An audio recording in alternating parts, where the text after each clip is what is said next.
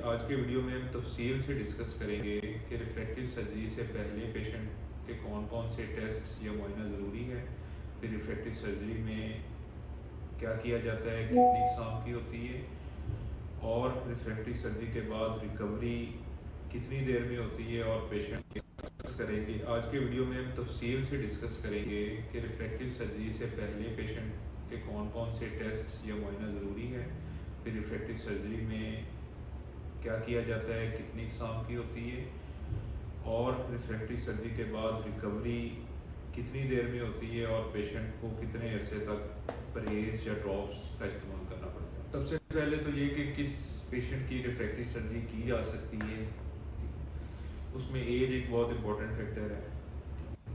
Minimum age आपकी 20 years और maximum age आप 45 ईयर्स तक की जाती है रिफ्रैक्टिव सर्जरी। पेशेंट हमारे पास जब आते हैं तो सबसे पहले उनका इनिशियल वर्कअप होता है। इनिशियल वर्कअप में उनकी आँखों का या ग्लासेस का नंबर जो है वो निकाला जाता है। उसके बाद उनके आँखों के एंटीरियर सेगमेंट और पोस्टीरियर सेगमेंट जिसमें रेटिना या आँख का पर्दा, उसका मुकम्मल तौर पे मुआयना किया जाता है। पेशेंट के आँख का प्रेशर जो है वो एक बहुत इम्पोर्टेंट फैक्टर है और ये सब करने के बाद पेशेंट की आँख का एक स्कैन किया जाता है जिसे कॉर्नियल टोपोग्राफी कहते हैं। लेज़र भी इसी हिस्से की करते हैं। इसमें बहुत सारे फैक्टर्स या बहुत सारी मेजरमेंट्स की जाती हैं जिनमें से सबसे इम्पोर्टेंट आँख कॉर्निया की थिकनेस होती है। अब कॉर्निया की थिकनेस और कॉर्निया का जो नंबर हम पहले निकाल चुके हैं उन पे डिसाइड किया जाता है कि पेशेंट की लेज़र हो सकती है कि नहीं हो सकती, पेशेंट लेज़र के लिए फिट है भी कि नहीं है। क्योंकि ये लेज़र जो है इसमें हर पेशेंट जो है वो लेज़र के लिए सूटेबल कैंडिडेट नहीं होता। जब पेशेंट लेज़र करवाने के लिए हमारे पास आता है तो सबसे पहले पेशेंट को प्रिपेयर किया जाता है। प्रिपेयर करने में उसकी आँखों में सुन्न करने वाले कतरे डाले जाते हैं ताकि उसे सर्जरी में पेन ना हो। और ये जितनी टाइप्स मैंने आपको बताई हैं ये सारी पेनलेस होती हैं, इनमें कोई किसी किस्म की पेन नहीं होती। 3 किस्म की टाइप्स हैं बेसिकली, PRK, लेसिक और कंटूरा विजन। PRK में हम बेसिकली आँख की कॉर्निया की सबसे जो आउटर लेयर है जिसे एपिथेलियम कहा जाता है उसको जेंटली रिमूव करते हैं, हटा देते हैं। जिस तरह स्किन की लेयर अगर उतर जाए तो वो कुछ दिनों में वापस आ जाती है, इसी तरह कॉर्निया की लेयर जो है वो भी 2 से 3 दिन में वापस आ जाती है। लेयर उतारने के बाद हम कॉर्निया को लेज़र के ज़रिए रीशेप करते हैं। मुकाबले में जो लेसिक है, लेसिक में एक फ्लैप बनाया जाता है। उसके बाद जो लेज़र है जिससे ऐनक का नंबर उतारा जाता है उससे कॉर्निया को रीशेप किया जाता है। थर्ड टाइप जो है जो कि सबसे एडवांस्ड है, लेटेस्ट है, जिसके रिजल्ट्स भी सबसे सुपीरियर हैं, उसे कंटूरा विजन कहते हैं। कंटूरा विजन में एक पहले आपसे मैंने आपको बताया कि जो कॉर्निया का स्कैन करते हैं इसमें एक और स्कैन होता है जो कि एक मशीन होती है टोपोलाइजर, उसके ज़रिए किया जाता है। बेसिकली कंटूरा में जो टोपोलाइजर है वो 22,000 पॉइंट्स पे कॉर्निया की मैपिंग करता है। जो लेसिक है या PRK है उसमें हम सिर्फ नंबर को ट्रीट करते हैं, लेकिन इसमें हम नंबर के साथ साथ कॉर्निया की हाई ऑर्डर एबिरेशंस या आम जुबान में जो कॉर्निया की शेप की इरेगुलरिटीज़ हैं उन्हें भी ट्रीट किया जाता है। टोपोलाइजर है वो अपने स्कैन करने के बाद वो सारा डाटा जो लेज़र की मशीन है उससे ट्रांसफ़र कर देता है।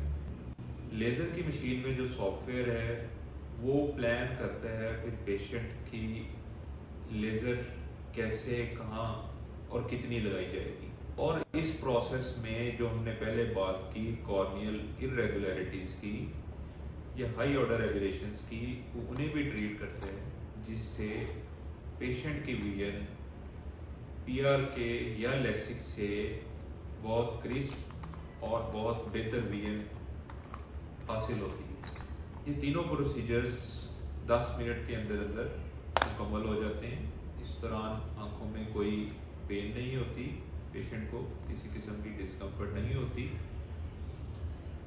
अब हम डिस्कस करेंगे रिफ्रैक्टिव सर्जरी या लेज़र प्रोसीजर के बाद क्या मराहिल होते हैं, कितनी रिकवरी किस प्रोसीजर में कितनी जल्दी होती है, कितना लेट होती है।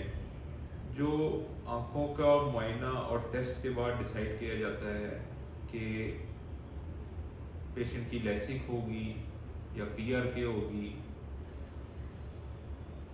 तो लेसिक जो है, लेसिक में रिकवरी फास्ट होती है, लेकिन जिन पेशेंट्स की थिकनेस कम होती है उनमें हम लेसिक नहीं कर सकते, उनमें PRK की जाती है। PRK में रिकवरी स्लो ज़रूर है, लेकिन बहुत ही इफ़ेक्टिव एक कह लें कि सर्जरी है ये, जिसमें रिज़ल्ट्स इसमें भी बहुत अच्छे हम रिज़ल्ट्स हासिल करते हैं। अब इसकी रिकवरी का अगर हम करें तो जो है हमारी लेसिक में रिकवरी बहुत फास्ट है। 24 आवर्स के बाद पेशेंट अपनी विजन काफ़ी हद तक, अगर आप कहें तो मोर देन 90% तक रीगेन कर लेता है। PRK में रिकवरी थोड़ी स्लो है, उसमें पेशेंट 4 to 7 डेज में पेशेंट जो है वो कंफर्टेबल हो जाते हैं। जहाँ तक बात है रिस्क फैक्टर्स की या कॉम्प्लिकेशंस की, प्रोसीजर में क्योंकि हम ये आँख का सबसे आउटर पार्ट है, जिस तरह मैंने पहले आपको जिक्र किया कॉर्निया, उसकी सर्जरी करते हैं, हम आँख के अंदर एंटर नहीं होते, तो बहुत रेयर कॉम्प्लिकेशंस हैं। लेसिक में फ्लैप बनाया जाता है तो फ्लैप रिलेटेड कॉम्प्लिकेशंस हो सकती हैं, लेकिन वो ना होने के बराबर हैं, जो कि बहुत ही रेयर है।